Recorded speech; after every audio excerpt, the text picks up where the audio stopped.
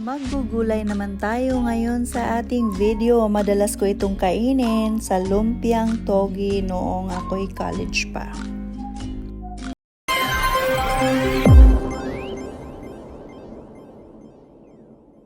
At syempre bago tayo magluto ay mag-arrange muna tayo. Yan ang tinatawag na mise en place sa paghanda ng ating lulutuin.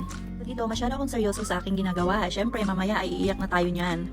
Dahil hindi ako nasasaktan sa pag-ibig, kundi masasaktan tayo at luluha tayo dyan sa sibuyas. Char! So ayan, nire-ready lang natin, no? Nag-mise en place tayo.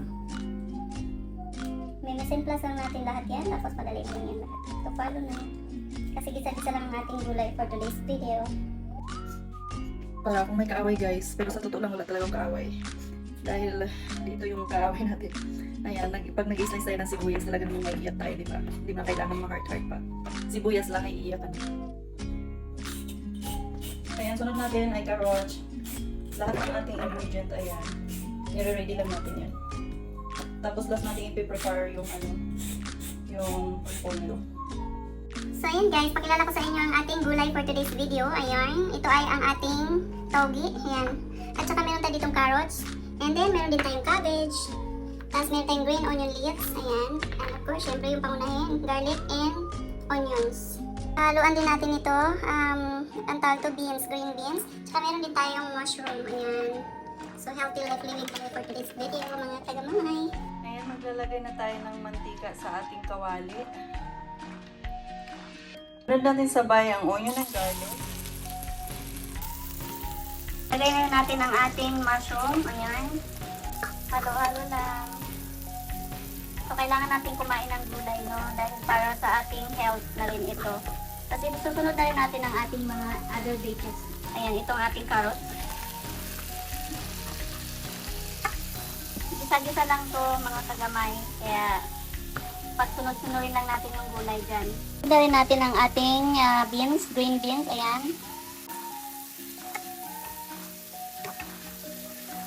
Tsaka isunod na natin ang ating pinaka-main ingredient. Ayan, ang togi. Nakakatakam guys, yung kulay pa lang ng ating vegetable. Ayan. So, ito lang yung ating kakainin mo para talagang healthy tayo. Hindi mo na kailangan bumili ng togi sa tindahan. Sa bahay mo pa lang gawin mo na madali lang. Ayan. Yung togi nga pala guys, 3 araw ko itong binabad. Ayan. Kaya, ayan, may ano na tayo. Pwede rin tong sa lumpiang Shanghai. Ayan. Pwede kang gumawang tawag mo? Lumpiang togi pala, hindi sa Shanghai. Lumpiang togi. Sarap. Puro vegetable lang. Diba? Colorful, oh. Ilunod na natin ang ating cabbage, no? Sigisa-gisa lang yan. Bawal din siyang ma-overcook. Ayan. After nating paghaluin yan, takpan lang muna natin ng ilang minuto. So, ayan. Pwede na ito. Pwede na nating i-final.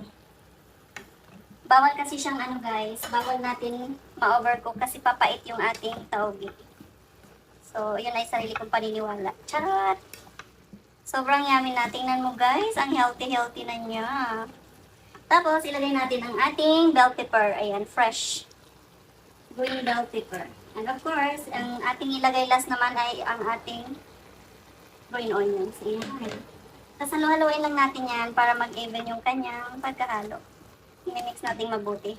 At hindi pa pala yan, syempre, lagyan natin ng seasoning. Ayan, alam niyo na kung ano yan. Seasoning na yarn. Syrup yarn. Ayan. Tikman natin kung anong magiging resulta. Ayan.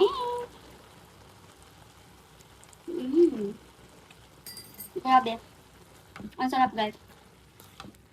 Pwede nga to. Ang sarap. Tamang-tama yung lasa at saka timpla. Diba? Healthy ang ating food for today's video.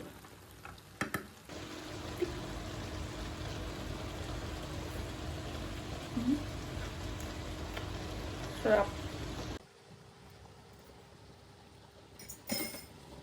So, ayan mga kagamay, hanggang dito na lang ang ating videos for today's video. Sana nag-enjoy kayo. Ayan, napakasimple lang. And see you for my next vlog, everyone.